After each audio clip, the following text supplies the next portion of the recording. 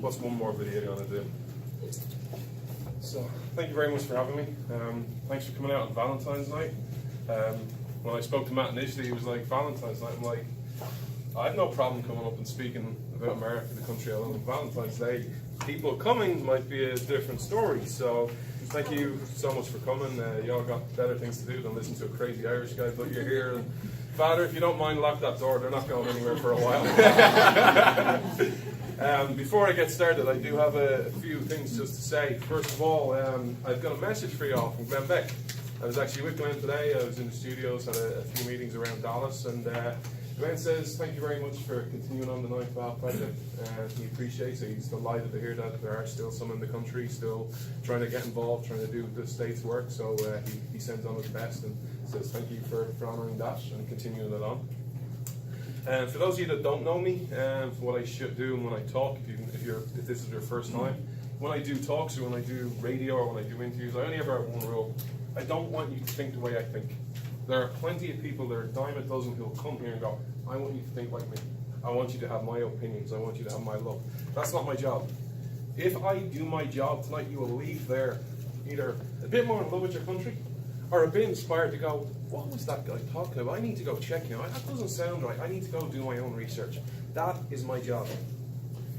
So I was thinking, what do I talk about? And I went, well, it's Valentine's Day. Valentine's Day is all about love. It's all about, come here, honey, and you're my special one. So tonight, I'm going to do my Valentine's Day speech that I'm going to do. And I'm going to explain to you why I love your nation. I'm going to serenade America for the next 20 minutes, if that's all right with you. For those that don't know, I was really lucky as a kid. When I was growing up, about 7 or 8 years old, back in the late 80s, early 90s, I got to come over here. My grandmother's family immigrated here legally, that had kids, so I got to come over here. And if you can imagine a 7 or 8 year old guy living in Ireland, never really seen anywhere else, and all of a sudden gets on a jumbo jet, goes to Tampa, Florida, gets warm weather, beautiful women, gorgeous accents, a lot of great foods, different cultures. I was hooked. I fell in love with your country. And as you can see, I've adopted quite a lot of your country, especially southern barbecue. But I fell in love. And then, because as I grew older, I got to travel over because my granddad's uncle had Parkinson's, so we had to come over and spend some time. So I fell in love with your country. And ever since that moment, I was like, I want to live there. I want to be part of it. Then the late 90s hits, the early 2000s hits, and technology becomes better. And all of a sudden I started researching, because not only did I fall in love with your country, I fell in love with your accents, your way of life. Your outlook was always so inspiring. You never looked backwards, you always looked forwards. It was never a case of where I grew up with people, I could never do that. I can't do that. I come from the wrong neighborhood. Americans were like, I can do it. We can go to the moon. Yeah, absolutely. Damn right we can. We can start up our own business. I come from rags to nothing. I can still be rich and successful. That American can-do spirit I fell in love with. Then with the advancement of the internet, I learned about your country. I learned about your ideals. I learned about your constitution. I learned why America, factually, not opinion, factually is an exceptional nation. You're exceptional because you are different. You're unique. There is no other America, past or present. There is only one America. And I want to talk to you about what that America is for me. Because right now, and it's growing on all sides, I have friends on all sides of the aisle, where everyone defines America by your politics. I have friends on the right, because I wanted to come here legally for 15 years. I've tried many different ways. 2 years ago, Glenn offered me a job, and I couldn't get it because I didn't meet the visa criteria. I got a call 2 weeks ago, or a week ago, I'm really bad at time. And someone said, John, do you really still want to come to America? And I'm like, absolutely, I love your country. But look what they did in New York. Everything you stand for, why would you want to come to America? I'm not defending, I think it's disgraceful what they did in New York. Amen. And I'll talk to you about that in a minute. But it's not about your politics. I had people on my friends on the left, it's a popular line now, to repeat what my friends on the right said for the prior interviews. John, Donald Trump is Nazi Hitler. Why would you want to come and live in a country under Donald Trump? And I'm like, it's not about Donald Trump. My friends on the right said the same thing under Obama. It's not about your politics. Anyone can control Congress. I would love Congress to actually follow the Constitution. Amen. That is what I would love. I don't care if you're Republican or Democrat. I'm going to talk to you about your founding documents. I wish And I long for a day where America's politicians actually understand why you are different. One of the things that pees me off is when I see Republicans and Democrats talking like they want America to be some other country. The fact of the matter is, if they had any sense or any knowledge of history, they would be saying to them, no, we don't want to be anybody else. Right. What we want to do is make America the Statue of Liberty, where we hold our principles firm and we shine the light of freedom for the world. Amen. Amen. So what are those principles? What are those principles? Well, if you want to know those principles, you need to read the Declaration of Independence. That's where it all starts. But if you want the truth, where it actually started is rather apt, is where we are right now. Because everyone when I talk to people today, they don't know their real history. When I say to people today, when was your Revolutionary War? Who did you fight it against? Everyone says it started in 1776 and we fought the British, the Redcoats, and we kicked their ass out of there. I'm sorry, that's the wrong answer. The right answer was it started at a pulpit. Thomas Jefferson, when he was writing the Declaration of Independence, didn't write all these truths shall be self-evident, that all men are created equal. That wasn't a poll tested. That wasn't Thomas Jefferson sitting down, do you know what the people will love? This will galvanize them. This will get a yee-haw. It was stood at a pulpit because preachers, pastors, priests were standing there preaching principles. And the church was on fire, so that Thomas Jefferson in 1776 could write, we hold these truths to be self-evident. Today, what truths are self-evident? Because who preaches them? It's not popular. What are some of these values? Well, let's start with what I just spoke about. Why America is exceptional is because it starts with life. In America, historically, life was precious. Life was a gift from your Creator, whether you believe in God, whether you believe in Allah, whether you believe in a stone, whether you believe in Mother Nature. Life is a precious gift, and each of you has meaning. You count. I don't know what your role is in life. I don't know what your purpose is. I don't know what your talents are. But each and every one of you has a purpose. You have something unique that makes you different. Everywhere else around the history of the world says you're not precious. You're seeing this in Europe right now. The Jews, yet again, are on the run. That's right. The Jews are being run out of France. Anti-Semitism, it's such a popular thing. There's something wrong with where that's them stupid Jews. Let's blame them. You start to see that. Everyone wants to, it's popular to say that. You know what isn't popular to say? Because no one ever says it. The real problem in Europe, Christians, and I'm one of them, so I can say this, are damn silent when it comes to someone else getting tortured. Amen. Life is precious, whether you agree with someone or not. That bill in New York is a disgrace. We need to start making the case for why life is precious. Whether you agree with someone, whether you like them, whether you think they're a good person or a bad person, your emotions are irrelevant. Life is precious. Over in Europe, life is disposable. You're seeing it with abortion. I'm here in 2019, and the chances are, I hate to break this to you, this will be my one down in comment, there's a chance I could be standing here in 2029 and Planned Parenthood would still be funded because no one will make the case. What more do you need to have happen where an undercover group goes into them, shows them their executives meeting, harvesting baby body parts, and yet it's still funded? Preach it. Life is precious. Because I asked this question. I was in the Mercury Studios today. I'm going to make this real personal. I'm sure you all know Glenn Beck. I was in the Mercury Studios today. I had some meetings around Dallas, and I always, anytime I'm around Dallas, I call in. I'm friends with Glenn. He's one of my best friends. I met his daughter again today, Mary. For those who don't know Mary, Mary has a few little disabilities. She is an absolute sweetheart. Amen. She has a heart of gold. Where does it stop? Where does life stop? Where does life say, you know what, you don't have value? In Iceland, I read an article a couple of months ago. I was unbelieved by this headline. Iceland has solved Down syndrome. I was like, this is great. We've a medical breakthrough. No, we just abort that. Where does it stop? Where is the line that is too far to cross? Late-term abortion, is the baby alive? I don't like the gender. I don't like the traits. It's overweight. John's going to be fat. He'll be a burden. Get rid of him. Where does it stop? It is not to speak, is to speak. Not to act, is to act. Because here's the thing. You may be sympathetic to some type of abortion. I have many friends who go, look, I'm not as extreme as you on life, John, but, about 20 weeks. 20 weeks, I think it's wrong. after 20 weeks. And I'm like, just break that down for a second, the logic. What happens in that split second? At 19 weeks, 6 days, 23 hours, 59 minutes, and 59 seconds. Hey, yeah, it's fine, I got no problem with that. That split second to turn to 20 weeks? Oh, that's wrong, can't do that. Well then, what happens? Why isn't that 24 weeks? Why not 28 weeks? Why not 32 weeks? Where does the line stop? We need to make the case politically, but more importantly, through our pulpits and through our friends, of why all life is precious. Amen. Amen.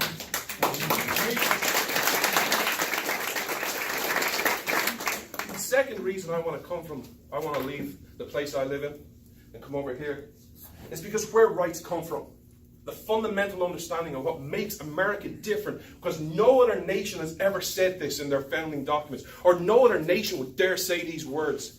You know all these politicians they all have? Your rights don't come from them.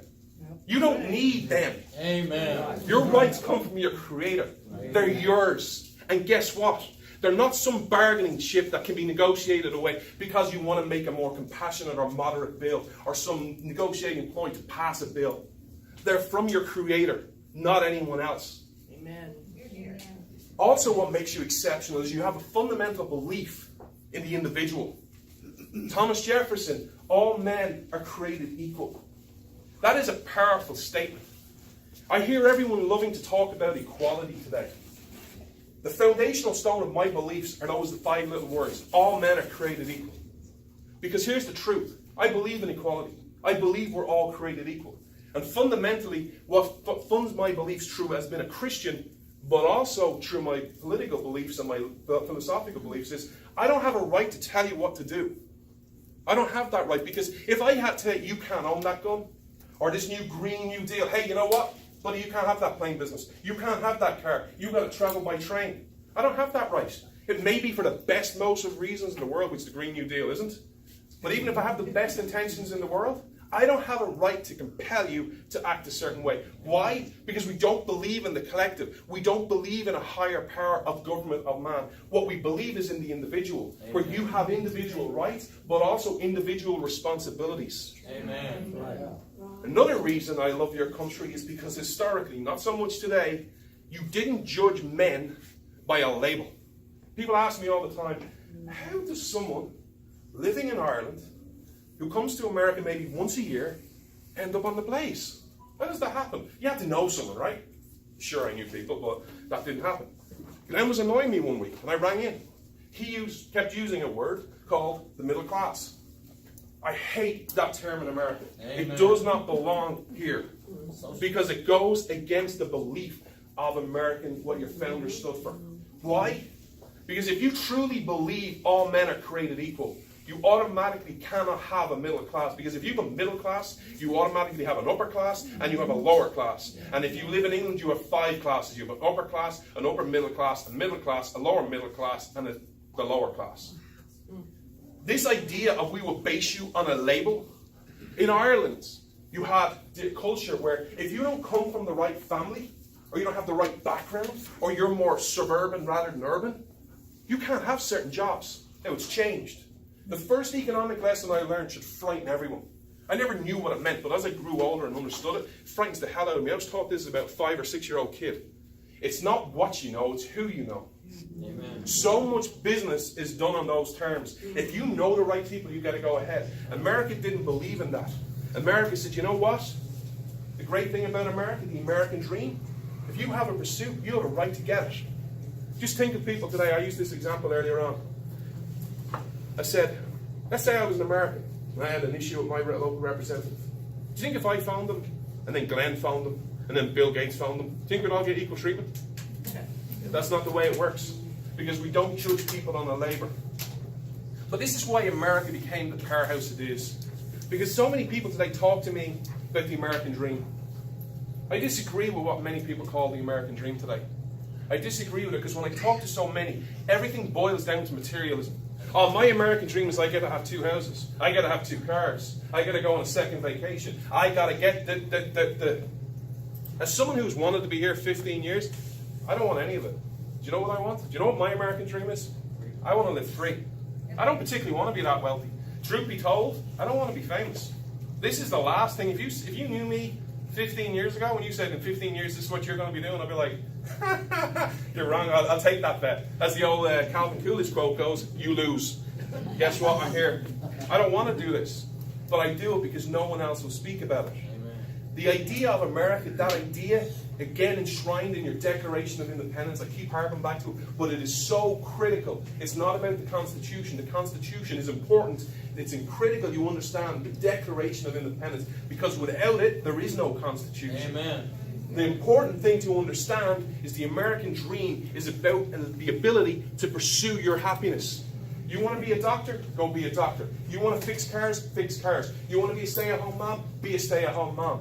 You want to go run a cafe and start your own business? Go do it. No one has the right to say, you can't do it. No, you can't. No one has the right to guilt trip you into saying, why, you only want to be a stay-at-home mom? Can you not do better for yourself? What's wrong with you? What you seen in society today? You have a right. If it makes you happy, you have the right to pursue it. But also what's critically important is when you pursue that happiness, and if you are blessed enough to be successful, you have the right to keep the fruits of your labor. That's right. In Europe, historically, we don't have that. Historically in Europe, if you had to pursue happiness and then it became successful, guess what? A king came along and took it and said, you know what, I'm a compassionate, benevolent king. I'm so awesome. I'm going to take your invention, but you know, because I'm such an awesome guy, I'm going to let you work for me. You see this in Ireland, where they are trying to control business. You saw this under the last administration. If you happen to be a coal miner, you were screwed. If you had a pursuit, if you had a happiness to make coal, or have a coal business, and have a mine, your pursuit of happiness was squashed. You have a right to keep the fruits of your labor. Freedom to me isn't, the American dream isn't about materialism for me, it's about freedom. And if you be successful and you want to be a multimillionaire, you want to have private jets, go for it. I have no problem with wealth. Some other differences between America and the rest of the world. Everywhere else set up their government with the power at the top, and then it filters a little down. You know, trickle-down power, to quote Obama. It was actually not trickle-down economics, it's trickle-down power. Because every other country, when it's set up, says, you know what? I'm going to have a monarch, I'm going to have a dictator, I'm going to have a king, whatever it is, and said, I'm going to have all these powers, and I shall be responsible for X, Y, and Z. And then the people under them said, oh, that's great, well, we'll take all this, what's left over, and then maybe little thing trickle down to the local level. America is the exact opposite. When America actually follows the Constitution, you actually understand Congress has very little power. In fact, there's only 18 clauses in the Constitution. I love people running around today going, I'm an elected official, I'm a conservative. Let me state this factually. If you have voted in DC for any continuing resolution ever, you have violated your oath of office. Amen. Ever. And I'm being polite when I say continuing resolution, because if any other company operated the way the federal government operates in America, you'd be put out of business because you don't have a budgetary process. But even the continuing resolution, that means you've violated your oath of office. There are 18 clauses there, period. Everything else is left to the states. Why is that so critical? Because you didn't come together as a country and say, we're going to have to set up America. And then America will have all these powers and everything else is left up to the colonies. No, your 13 colonies came together and made you the United States. You all came together and said, we will give you these powers, but the rest are for us. In Ireland, in Europe, anywhere, in England, there are no limits on government. There's nothing government can't do. Ireland had a legislation, I'm sure you all heard of it. We became a progressive nation because we're just so wonderful and legalised abortion. You don't know the stats about that? I'm going to ballpark. I'm not great at numbers. Ballpark, 55% of the voting public who could vote, voted. So that means on a certain referendum, my rights are up to maybe 50, 60% of the people who vote and getting 50% plus one. That's 30% of the population can take my rights away. Like that. Because there are no limits on government. There is no legislator. If they want to do it, tomorrow, if a person ran in Ireland and said, you know what? I think it's all the Jews' fault. Get rid of them. If someone ran tomorrow in Ireland and said, you know what? It's all anyone who earns over 100,000 euro. You don't need over 100,000 euro. Look, you can live on 100,000 euro. 100% tax. And they win. Guess what? It happens. Now, while the Constitution isn't followed today, technically you do have a limit on government, because if you go against it, it goes against the Constitution if someone did that. but you have to enforce the Constitution. There are a couple of other differences between my country and the history of the world and America. And these are two very key differences. One, in my country and in Europe and in every other history of the nation, man is the ultimate authority. We make man gods. We elect them. We go, oh, you're our elected representative official. We need you. Go fight for us. We need you. America's different. America, the key message to America, I always say this, it's the sentiments of the Tocqueville. America is great because Americans are good. Ireland says you need this, oh, there's a homeless problem, which we do have at the minute. Oh, well, even the Catholic Church is going, what's government doing? I'm like, Catholic Church, do you ever read the Bible? It starts at home. Oh, well, we pay our taxes. Mm-hmm. America wasn't about that. America was saying, you know what? You see a problem, you can fix it. You have a problem in society, you fix it. You can do it. You don't need the politicians. It's this mirage that they've built up. It's like the Wizard of Oz. They've just built up this mirage saying, you need me. And by the way, in case you think this is all about the left and socialism, the right are just as bad, saying you need me to fight there. You need me in DC. You can't have it. You see this all the time in polls by different societies where they go, you know what, do you think every member of Congress should be abolished tomorrow? Yeah. Then you actually delve deeper into the results and go, yeah, I actually think every member of Congress should be gone, except my member of Congress. Yeah. It's always my member of Congress we want to keep. And it's the same true state, whether you're red or blue, whether you're Republican or Democrat. And here ultimately is the biggest difference maybe in some ways.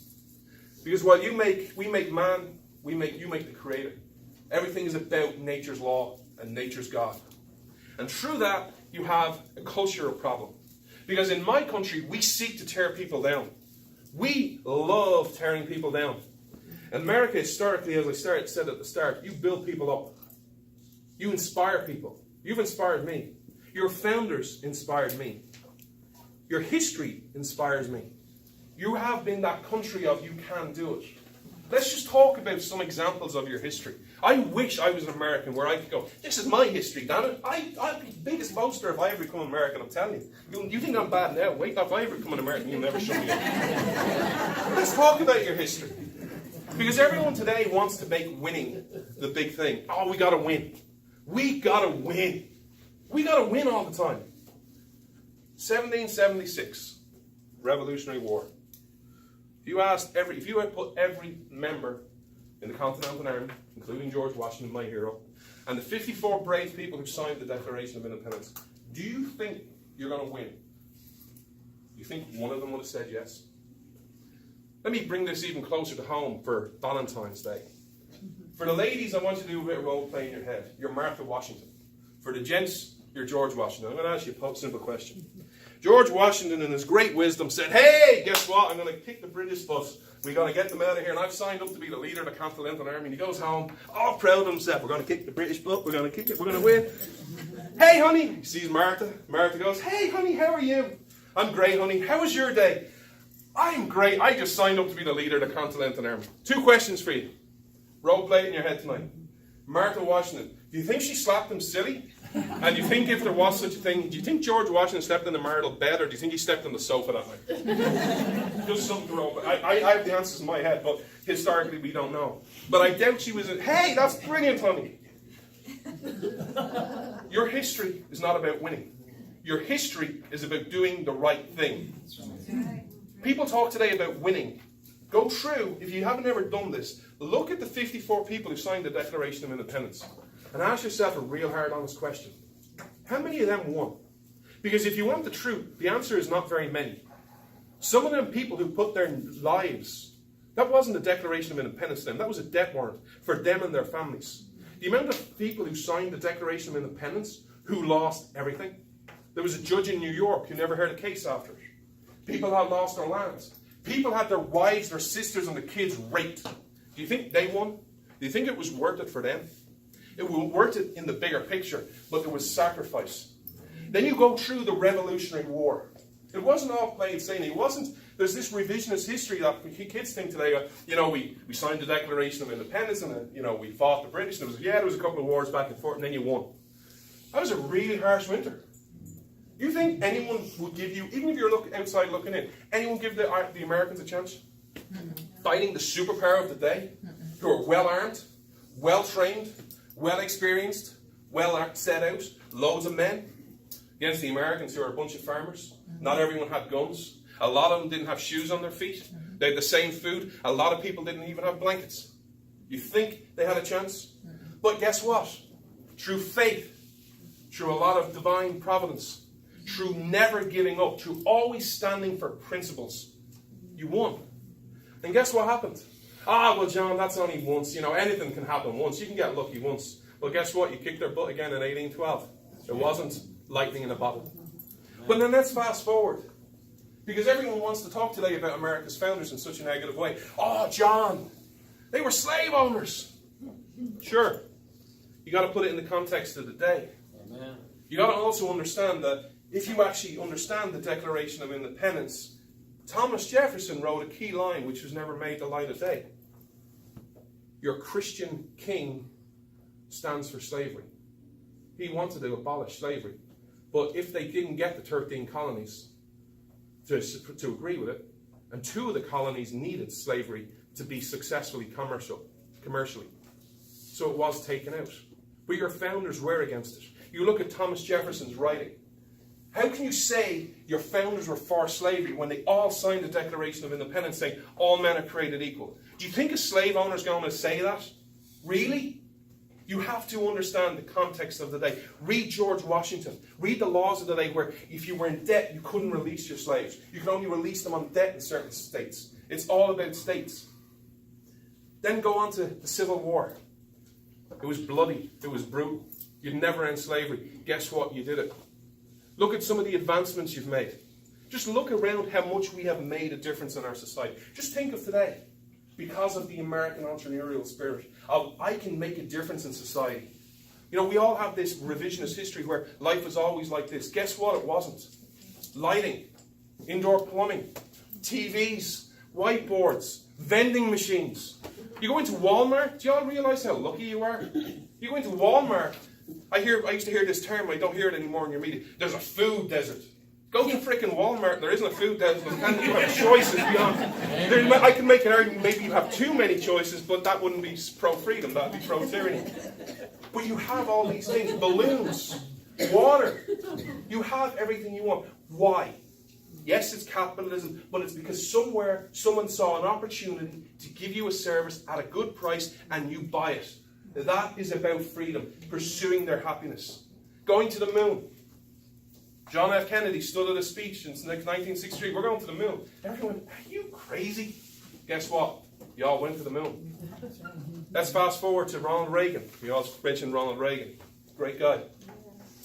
I'll finish up with this to understand why America is exceptional. Who won the Cold War for Ronald Reagan? Was it Ronald Reagan? Because the answers I get all the time are Ronald Reagan, Margaret Thatcher, and Pope John Paul. They win the World War. Did they win the Cold War? You all won the Cold War. Why?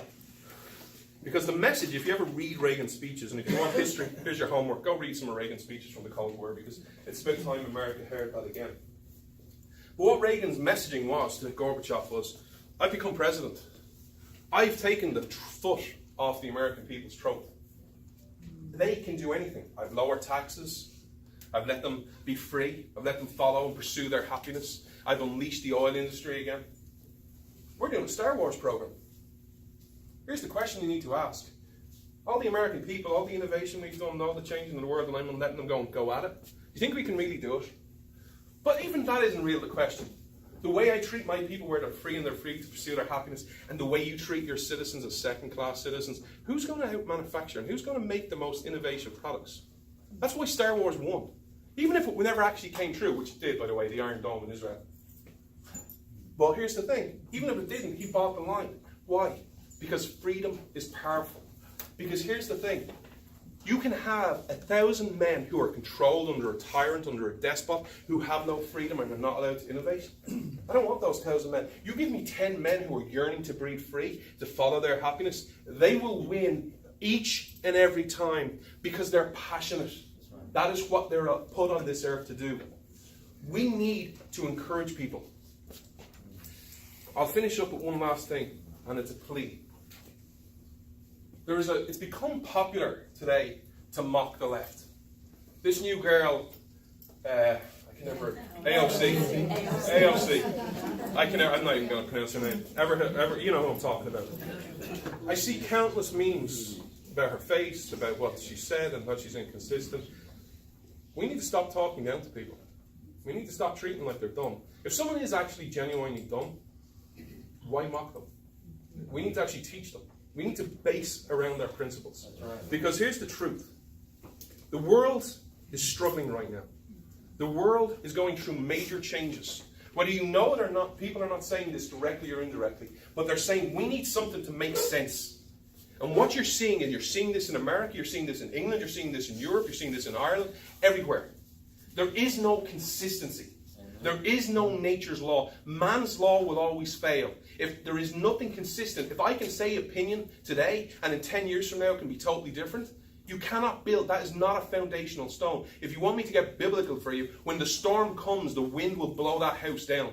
The only country that set its principles up on a foundation was a set of values and principles. Even if you don't agree with what I said, or you have a slight disagreement on pursuit of happiness or life being precious, whatever it is, you have to have an understanding that there are certain principles that will always be true. No other country says that because everything is up for popular opinion. Why I do what I do is because America is the only country. People always say to me, but why do you want to live in America? Where else is there to live to? Show me the other place where the pulpit's on fire. Show me the other places where it actually talks about nature's law and nature's God. Show me the other people who want to be free. And I mean real freedom. I don't mean your version of freedom. There is only America, and the world needs America. But it doesn't need it controlling people. It doesn't need them influencing other people. What you need is the Statue of Liberty. That is when you're at your best. Shine the principles for the world. Show them they work. Because if you do that, not only will you prosper, not only will you have your best days ahead of you, the world will be better and safer for it. Because the question is, to me, I get all the time is, but John, we can't solve the problems we have today. I'm here to tell you, there is not one problem that you face, and there are many, that cannot be solved by returning to your foundational principles. They are tried, tested, and true. Amen. The question isn't whether it can happen. The question isn't whether it can work. The question is, do you all want it?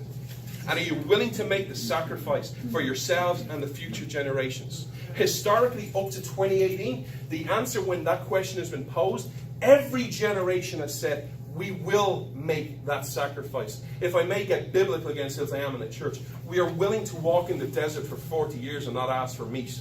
We will not be the weak people who ask for meat. We will be loyal to principles. Because if you are loyal to those principles and you really inspired by them, you will prosper. Because freedom always works. Tyranny always fails. Amen. That is history. That is not my opinion. Read history. That is a fact.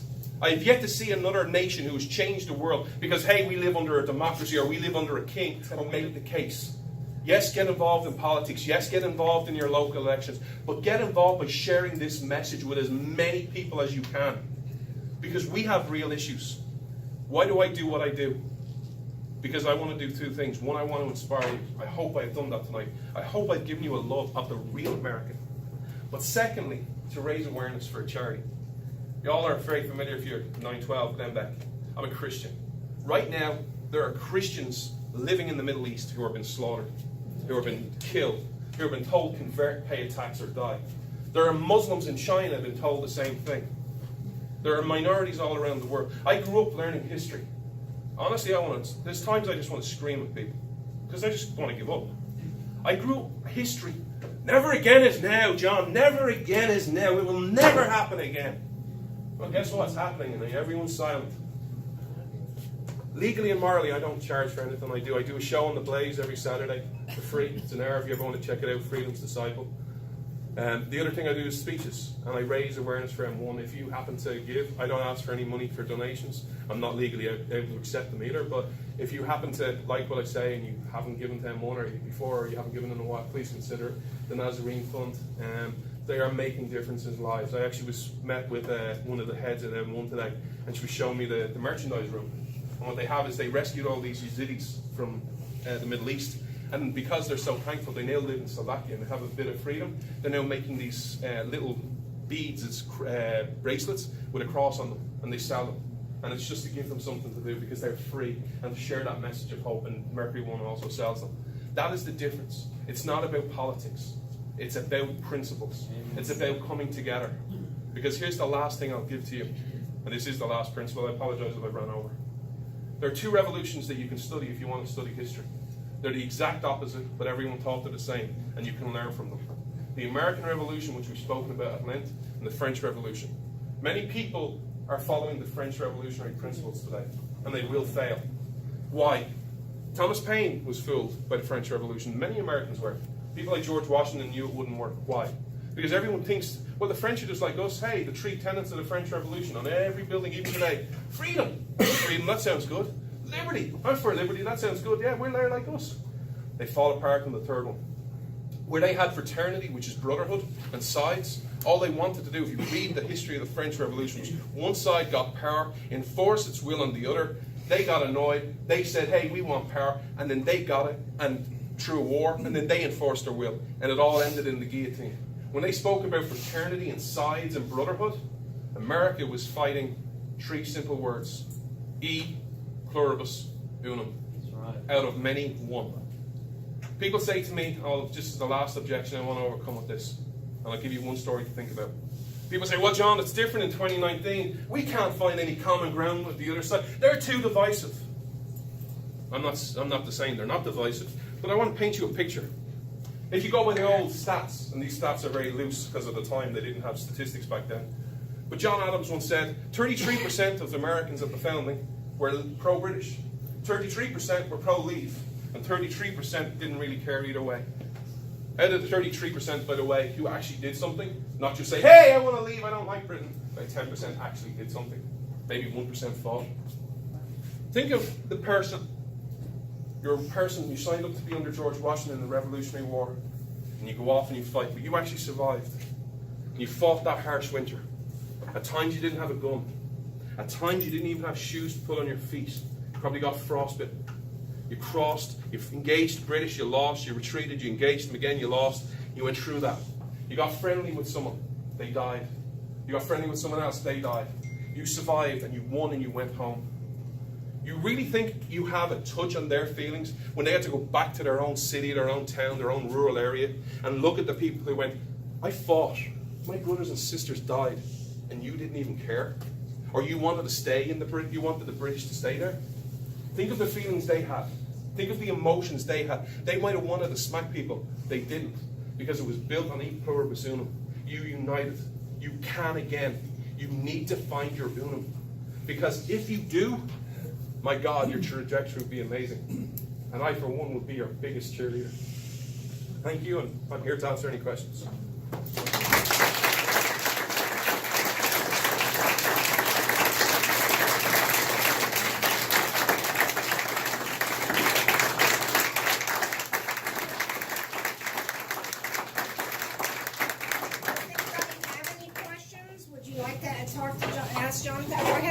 Anything you want.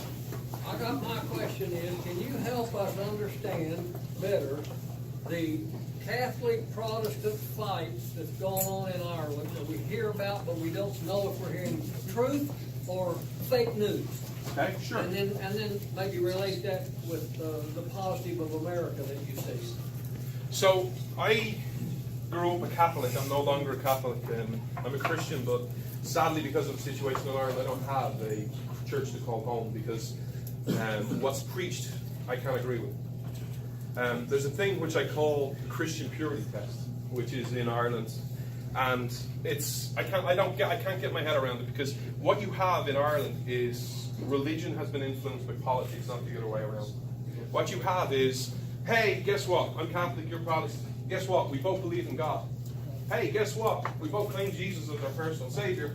And hey, guess what? We both believe it, directly or indirectly, scriptures are a gift from God. But you know what? I'm a Catholic, you're a Protestant, you're not a real Christian. You're a Protestant, I'm a Catholic, I'm not a real Christian to you. Because it's influenced not by our beliefs. What it's influenced on is, hey, I'm a Catholic, so I'm pro-32 counties. You're a Protestant, you're pro-6 counties staying part of England. It's politics influenced from religion, not the other way around. And the only thing Catholics and Protestants can agree on in Ireland, which is ironic considering who I work for, is the Mormons are the real problem. You know, yeah, you know what? You're a Protestant. You may not be a real Catholic, but at least you're more Catholic. Or you're not. You're a real Christian, but you're not. You're more of a Christian than those Mormons. And they'd probably say the same if they had Baptists and Southern Baptists and all different things. What you need to do, I believe, and what I try and work to do, is from a Christianity point of view, is we have many different things, but we can unite on a set of principles. You know, I have major issues with the Catholic Church. My mother's a Catholic. I have major issues with this Pope. Here's the thing. In an American point of view, I thank every Catholic I ever meet for what they do in the pro-life movement. Because here's the truth. The pro-life movement is in a bad way in America right now. That's the truth. Planned Parenthood is still funded. Babies are being aborted each and every day. But guess what? As bad as it is right now, if you didn't have the Catholics out there, you know, preaching and saying rosaries and praying, my God, where would it be? So we need to unite under certain principles. There's this idea, I was having a conversation, I had a meeting outside earlier on with someone in another business venture. And what's happened is these two people are starting to work together and they're bringing in other people around them. And they have a problem because they come from two different generational things. And he told me, the problem we have in our company right now is people don't want to be civil to each other if they see things differently. We have this thing of, hey, you see things different to me, I have to hate you. You know, how many times do you think that you see things, if you know, Trump, never Trump. You know, GOP, Democrats. Hey, GOP, Tea Party. If you see things different, you're the enemy. We have to stop you. It's the same thing in religion. What you're going to see if you're interested in Northern Ireland is the problem is that you have right now is there's a lot of problems coming in Northern Ireland. I've been very worried about them for a couple of years. And everything right now, all the politicians have a scapegoat in Brexit. So what you're going to start seeing is, and this has been a plan for a long time, what the plan was is the Catholics in Ireland, the way they have the birth rate, if you actually look at the pure numbers of it, Catholics have more babies than Protestants. The plan has not been a secret by Sinn Féin and by the Republican IRA and all those, is we're going to have more babies than you, and the minute, because it's democracy, the minute we hit 50% plus one, we're calling a referendum for United Ireland. And we're going to get it because we'll have the population, because we have more babies than you. That's always been the plan. What they've done is they've tailored it, changed it recently because of Brexit. Everything is getting blamed on Brexit. Brexit is a disaster. I think it should have happened. But the way the politicians are just screwing it up, because, hey, who would have seen a politician screw up a thing, right? That never happens in the history of the world. What you're going to start seeing is they're going to say, well, you know what? Hey, guess what? Because Northern Ireland voted to stay in the European Union, and Ireland's part of it. Hey, guess what? We think we don't need to wait for 50% of Catholics. We think we can get some of the unionists to go on the sole basis of, hey, we want to be part of Ireland because we want to be part of Europe. You're going to start seeing those problems, and there's going to be, in that historical cauldron, when people start infringing on other people's rights and telling them what to do, people are going to react violently. I'm not defending it, but that's what historically happens, and I predict will happen again. Because here's the thing, if someone takes your rights away, you have a problem. But the foundational problem is, in that country, is it's based on the law of man. It's based on opinion. It's based on how you feel right now. Those feelings can change. There is no consistency. What Northern Ireland needs, and every country around the world, including America, needs, is a set of values and principles that you can make work, that are consistent, whether you're Catholic, whether you're Protestant, whether you're atheist, whether you believe, hey, this bottle of Powerade is my creator, it gave birth to me, and all my rights come from him. If you're crazy and you think that, I'm not saying you're crazy, but go for it. I have no problem with you. But once we can agree on the principles, I don't care where you get them. If you agree on free speech for everyone, regardless of how bad it is, there was a situation, the problem is, in Ireland, and this is why I get worried about America, is you cannot talk about issues principally without being violated. There was a story, I don't know whether you heard, there was a famous footballer who made a transfer over to one of the clubs in England, to Cardiff City. And on the plane over, it was a charter jet, it went down in the English Channel, and he died. Right? It was a tragic story. It was so sad. He was a young guy, lots of life, seemed to be very well liked. Well, because some people are innately, and I will say this word, apology if it offends anyone, some people are just scum. When they went to the next match, this team were playing Cardiff City, they were all mourning this guy, and they did a minute's silence and the usual stuff. Some of the away fans thought it'd be cool in the stadium to mock by doing planes and doing this and singing chants. I think that is vile. I think if that's in your head, especially at any time, but for a soccer match, I think you're a piece of vile scum. However, I disagree with what's happened to them. They've been arrested because you can't have free speech. And if you defend them, you're violent. You're defending that speech? I'm not defending that speech. I think it's wrong. But I'm defending the principle of, I can't tell you what you can and can't say. Goes back to foundational principles. So that's what you're seeing. And we need as Christians to come together and stand and actually be what we're supposed to be. And that's a long answer of what you're seeing in the north. I apologize. I'll make the other answer shorter. Anybody else? Yes, ma'am. Would you consider doing some sort of a, maybe a video that could be shown in schools that's, not super religious? I mean, that's what I want, but something that they would actually show the kids on American exceptionalism and your perspective and all of those things, and especially, unifying and being able to have dialogues with other people, because we see a lot of division, especially in elementary schools right now. We handed out kids' constitutions. Most of them had no idea what that was. And the other ones said, the Constitution, that's racist. So your story is very inspiring, and I think it would keep a kid's attention very well. But these kids need to learn this. They need to get that fire in them. And they're not going to do it by themselves.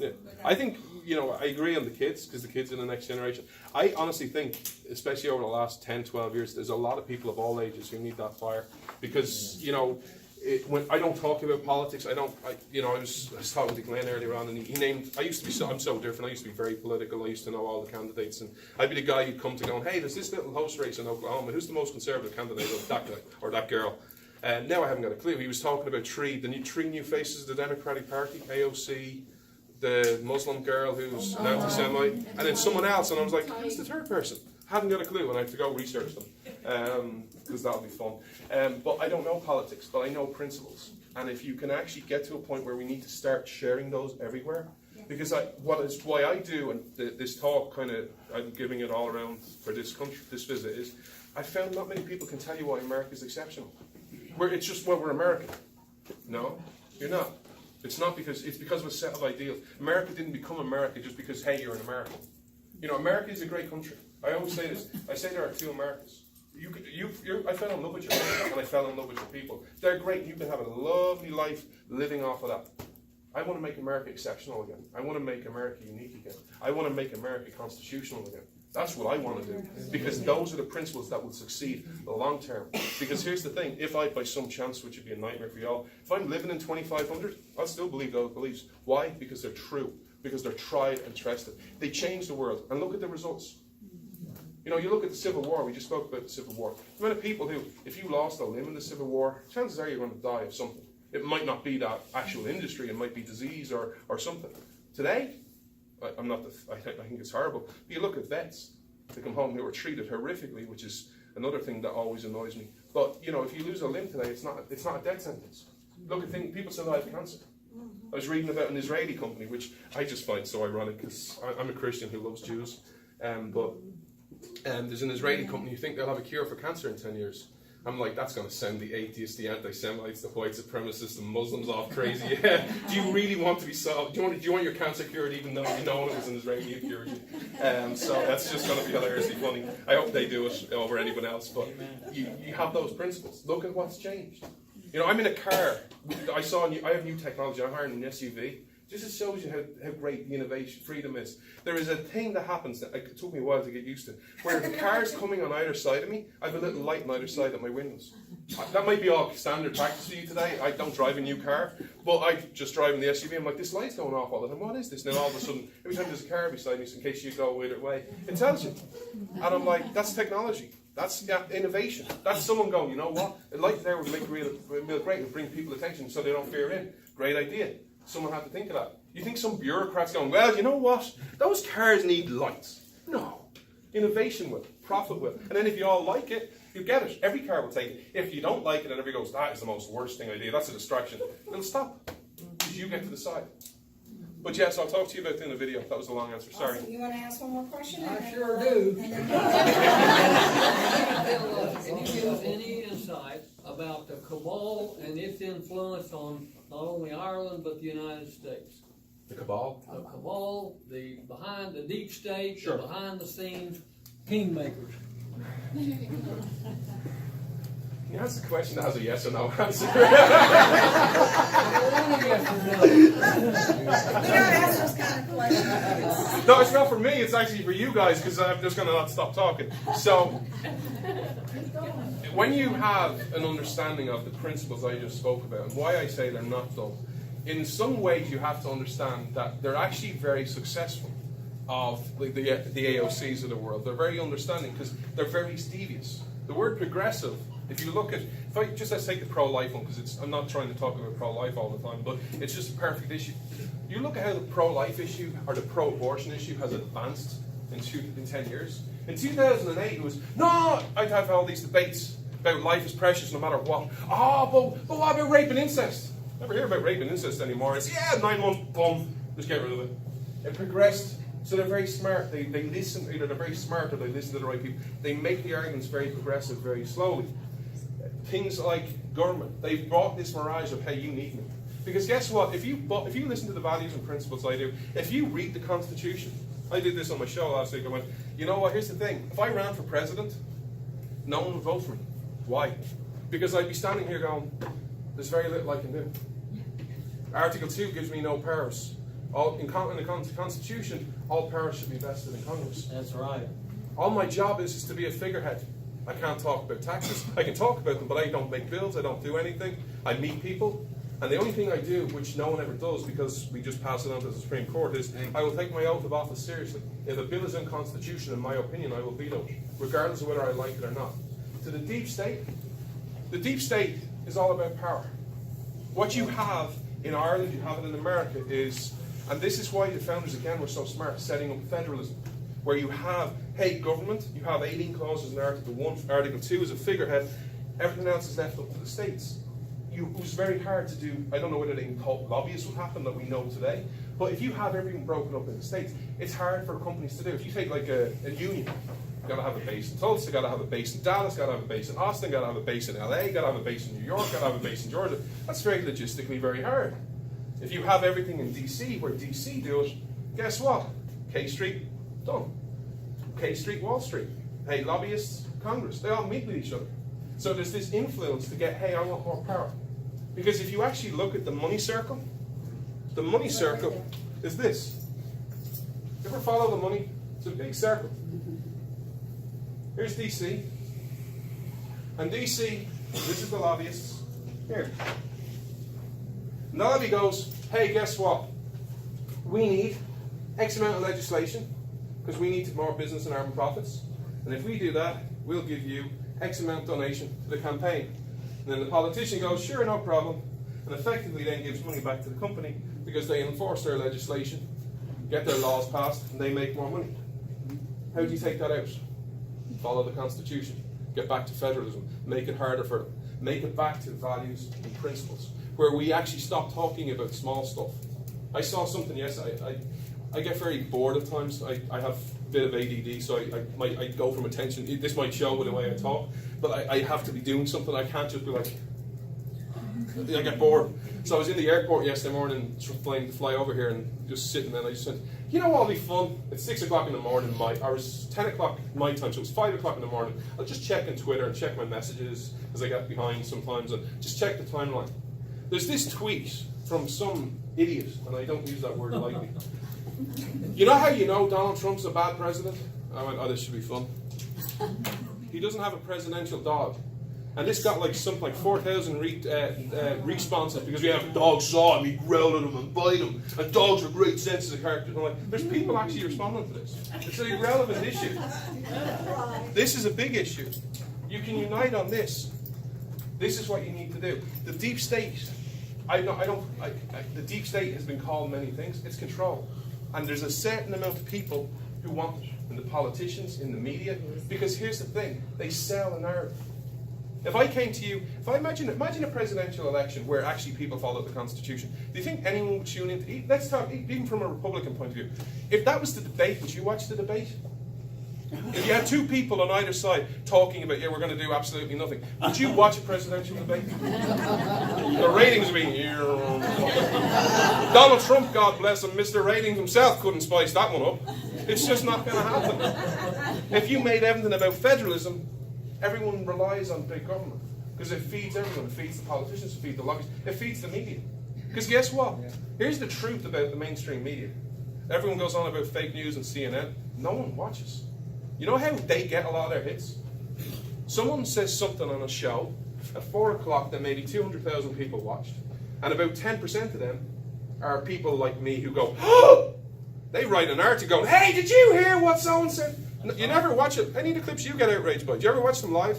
No one does. You see it in an article and it gets trending and goes big. Did you see what they said? And then there's an attack. And then someone else has to defend them. Then it becomes a whole news story and it goes on and then it becomes all about politics. The mainstream media have no news. The mainstream media, no one watches. You look at even Fox's ratings compared to what they were 10 years ago.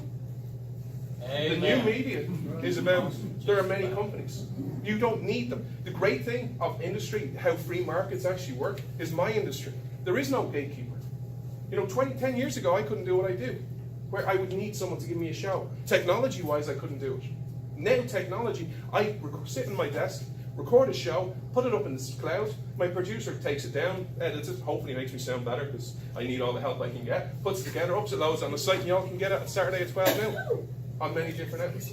You look at people, you know, 10 years ago, you needed to be at Fox. You don't need that anymore. You can have your own show. You can do Facebook Lives, even if you want to do it. You have a load of friends. There are people out there who Facebook Live, do a Facebook Live every day who get like 20,000 hits. They're probably, per population, get more influence and actually have more influence on people than the mainstream media. Mainstream media are not mainstream anymore. So what we need to do is, if you get back to principles, you will dissolve the deep state. That will stop it. But you need to make the arguments of why it isn't working. And it all comes back down to the battle of the day, nature's law versus man's law. And that solves it. Does that answer your question? Perfect. Any other questions? Anybody Don't be else? shy. I do. Yes, I ma'am. saw your dog tags. I was curious if you were in the No, military. ma'am. I just, I love this is a ring by a charity called 22 Kill. They're in America. It's actually gone down, thank God, but still way too high. 22 veterans killed themselves. So rather than asking, rather than actually asking for money, they sell things, and then all the profits go to help. So it's actually 20 a day now, but it's still 20 too many. The other dog tags are, my cousin fought in Vietnam and actually died through, didn't actually die in service, died through disease. But I love the military, so they're actually something so special to me. They mean something to me. Awesome. I will always stand with your military, because the one thing, if you could fix, it would just be so wonderful. You have never treated your military with respect from day one. Right. If you go back to the Revolutionary War, you didn't pay them on time. There were issues over it. True to this day, you know, on my show, I'll always salute them. I'll always stand with them, because they stand. You know what I do. People say I'm brave. Get up in public speaking, you're brave. No, you're not. This is nothing. This is fun. This is pleasure. I mean, this is my vacation. People getting shot at, going out there. Whether you agree with the wars or not is irrelevant. They're out there risking it all, going to some hellhole. So, absolutely. So, I'll always stand with them. Amen. Jonathan, thank you so much. No problem. We appreciate you very much.